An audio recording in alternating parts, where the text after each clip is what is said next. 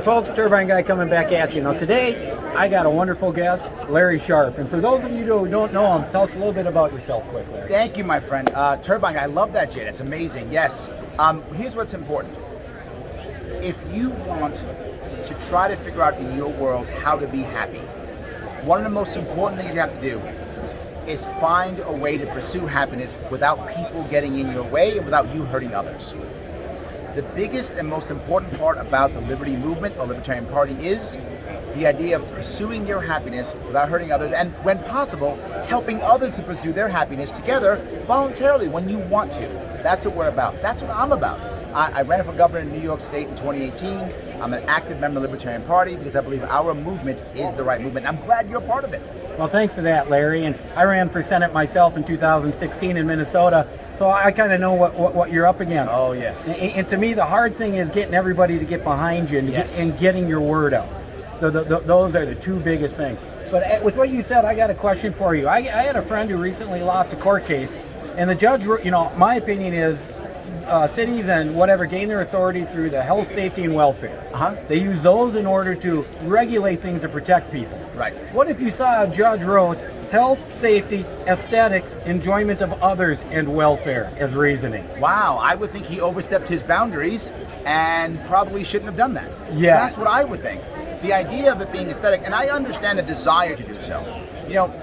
Wanting to do something and forcing someone to do it are two separate things. Yep. Right? If I want you to look a certain way, I have a First Amendment right. I can tell you that.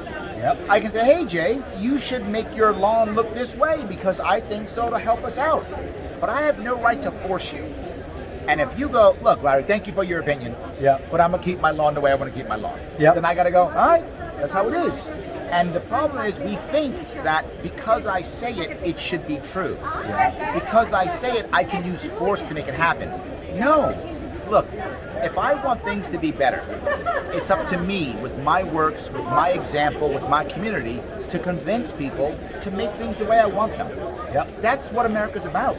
But it's not okay with me saying, you know what, you didn't do what I wanted. Let me get the law to force you. So I got a question for you.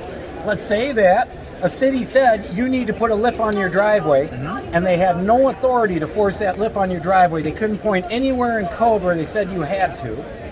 Would you agree with criminally prosecuting not only that person but his wife? Of course not. That would be insane. Why would you do something like that? That's right? what just happened to my wife and I. I represented God. myself pro se and was found not guilty, and she was dismissed for lack of probable cause because she had nothing to do with it.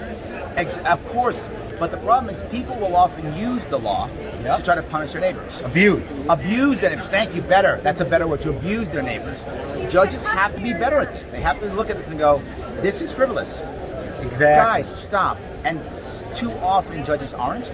They've got to be able to start saying, this is frivolous. You have neighbors, which means, they always say this to you, being in a society is a cost to pay to being in society, right? You hear that all the time. You know what that cost is? Tolerance. Not acceptance. There's a difference. I don't have to accept how your lawn is. I can think it's terrible. And I can tell you that every day if I want to. That's right. But I have to tolerate it. That's right. I don't have to accept it, but I have to tolerate it. And to me, that was the basis of America. Even the biggest jerk in the world has a right to his own opinion. That's correct, absolutely. And I can tell him what a jerk he is. And that's your right. Yes, absolutely. I can tell him right. what a jerk he is, 100%. Well, folks, I got a new friend here in Larry Sharp, and this was really a fun talk, so thanks a lot, Larry. Of course. Turbine Guy signing out.